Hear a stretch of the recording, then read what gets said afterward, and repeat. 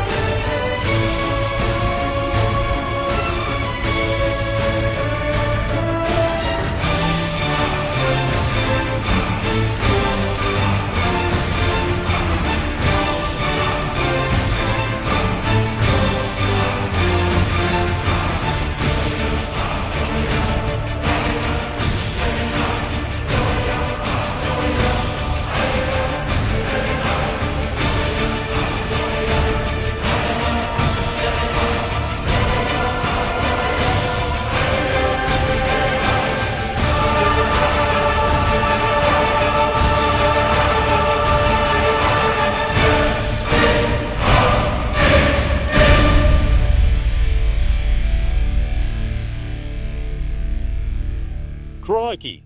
2 weeks of finals down, 2 to go, and only 4 sides left clawing for the Holy Grail, the Premiership.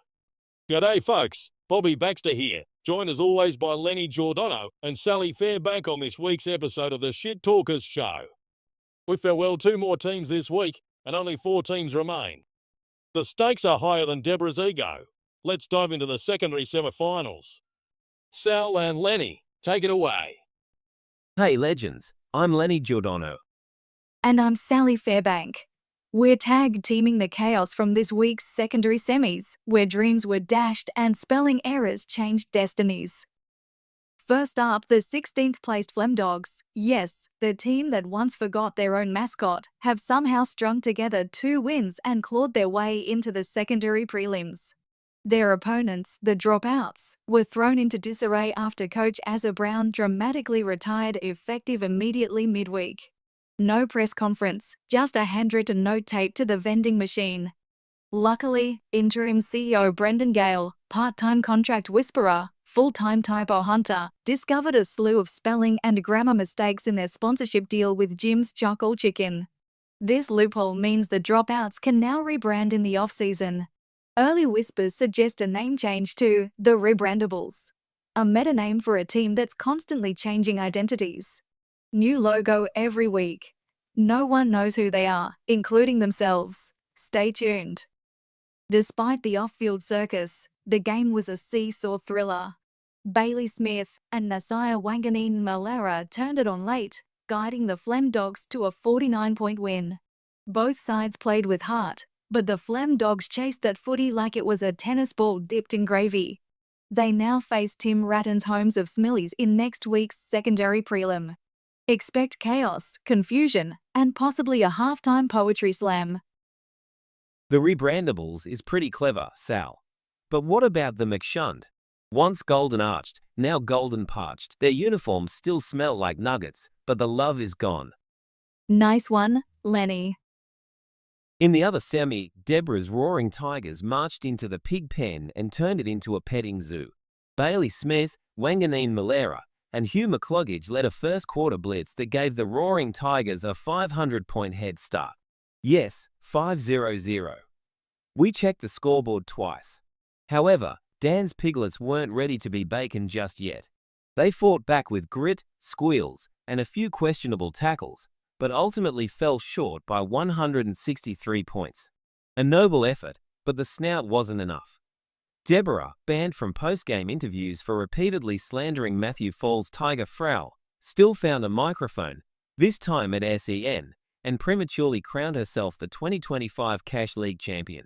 Finals aren't over, but confidence clearly is. The Roaring Tigers now face Sunday Roast in the secondary prelim. Both teams have had more ups and downs than a kangaroo on a trampoline. Can one of them go all the way? Or will they both trip over their own hype? As for Dan's Piglets and the Dropouts, 2025 ends here. Again. But we wish them a smoother, more successful 2026. That's the wrap from us. Bobby, back to you. I still can't believe we're being forced to share highlights from the secondary finals. Let's be honest, Commissioner McCoy only pushed this because her side finally remembered how to play footy. Anyway, now that your intermission toilet break is over, let's get into the good stuff. The Shit Talkers League semi-finals. First up, we had 7th place Thunderstruck taking on 2nd place Tiger Frau. Thunderstruck were chasing their second flag, while Tiger Frau were hoping to convert their regular season dominance into their first ever premiership. Now, if there's one thing Thunderstruck know how to do, it's pre-game theatre. AC/DC stormed the ground and belted out, "If you want blood, you've got it," with enough energy to power a small city. The entire Thunderstruck squad broke into a tribal war dance mid-song, joined by none other than Commissioner Deborah McCoy, who locked eyes with Tiger Frau coach Matthew Falls like she was auditioning for a Tarantino flick.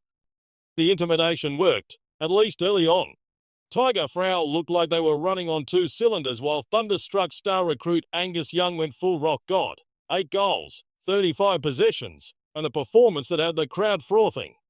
Brian Johnson and Malcolm Young backed him up, keeping the pressure on. At 3/4 time, the instructions were crystal clear. Coach Mark Elliott's told his players in the Thunderstruck huddle, "Kick it to Angus." Whereas Coach Matthew Falls gave the Tiger Frau players in his huddle a very specific directive, "Triple team Angus." Turns out, the triple team worked. Tiger Frau, led by a breakout final term from captain Jordan Dawson, flipped the script and stormed home with a 93-point win. They now face top-seeded Cherry Picking in the prelims. Post-game, Coach Matt Falls didn't hold back. He stared down the barrel of the camera with a message directed at Deborah McCoy. By quoting AC/DC, "Deborah, if you want blood, you've got it. The tension is thicker than a meat pie at halftime." Meanwhile, over at Smillian Bucks Stadium, we witnessed what might go down as the greatest game in Shit Talkers League history. Smillian Bucks versus Piskey Tigers, an epic showdown that had punters flipping coins and sacrificing spreadsheets. Early money was on the Piskey Tigers, seasoned veterans of the RTSS Premier League. But whispers began to swirl. Brenton Heron and his assistant coaches, Ange Postecoglou and Michael Scott, were cooking up something wild. Something involving Pants Riley. Smillian Bucks ended the game riding a hot streak, but by quarter time, things were melting. Michael Scott, in peak form, called for a sacrifice bunt play. Wrong sport, mate. Then Ange tried to salvage the mess with chip shots and bicycle kicks. The result? Dane Zorko and Christian Petraka stretched it off with back injuries from failed aerial acrobatics. At halftime, Smillian Bucks trailed by 250 points, and Brenton was questioning every life decision since hiring those 2 idiots. Desperate times called for desperate chintz. In the locker room at the halftime break, Brenton dusted off the boombox and blasted his favourite tune, "Loser" by Beck. His message? Remember who you were. Now prove you're not. He threatened to play it all off-season if they didn't lift. And lift they did. The third quarter was pure poetry. Wanganeen Malera, Ed Richards, and Tom Green went ballistic, led by the ever-determined Matt Rowell. By 3/4 time, they'd clawed back to within 25 points. But the final term was a slugfest. Piskey Tigers had answers for everything. Zach Butters, Bailey Smith, and Jack Sinclair were intercepting and rebounding like caffeinated kangaroos. With time slipping away, Brenton activated Operation Pants. The instructions? Take down their captain. Pants Riley, disguised as a runner, sprinted onto the field and dacked Piskey Tigers captain Noah Anderson mid-marking contest. The ball sailed over Anderson's head and into the lap of Jeremy Cameron, who banged home an easy goal. As Anderson scrambled to find his shorts, he tripped and collided with the field umpire. The ump wasn't impressed, awarded a downfield free kick to Jeremy Cameron, who slotted a second goal in 20 seconds. Smillian Bucks took the lead. Thereafter, they played keepings off for the final minute and sealed the win. Smillian Bucks now head into their first ever preliminary final against the well-rested Paul Stanleys. We now bid farewell to the Pisky Tigers and Thunderstruck, two sides with rich histories and even richer highlight reels. No doubt they'll be back stronger in 2026. Looking ahead, the preliminary finals are stacked. In the secondary prelims, 9th place Sunday Roast hosts 14th place Roaring Tigers. Can Wayne Tarr finally break the hoodoo and claim his first piece of silverware, even if it's for being the 9th best team? Meanwhile, 16th place Flem Dogs take on 10th placed Homes of Smillies. Tim Radden's squad are favourites, but never count out Michael Fleming's underdog mutts. In the main draw, it's first versus second. Cherry Picking versus Tiger Frau. Last time they met, Tiger Frau handed Cherry Picking their first loss of the season by 128 points. Since then, Cherry Picking have only lost once, surprisingly to the Wooden Spooners, Munchers. Tiger Frau's only defeat since then? Both at the hands of the Paul Stanleys. We're in for a colossal battle. Speaking of the Paul Stanleys, they'll be hosting Smillion Bucks in the other preliminary final. It's third versus fourth. Both sides finished on 13 wins and 6 losses and have clawed their way from cellar dwellers to contenders. One of them will make history and punch their ticket to the 2025 Shit Talkers League Grand Final. Next week, it's the Grand Final Players Review, where each club will showcase their talents live on stage. Expect singing, dancing, and at least one interpretive mime. Until then, stay healthy, stay warm, and stay tuned. See you later.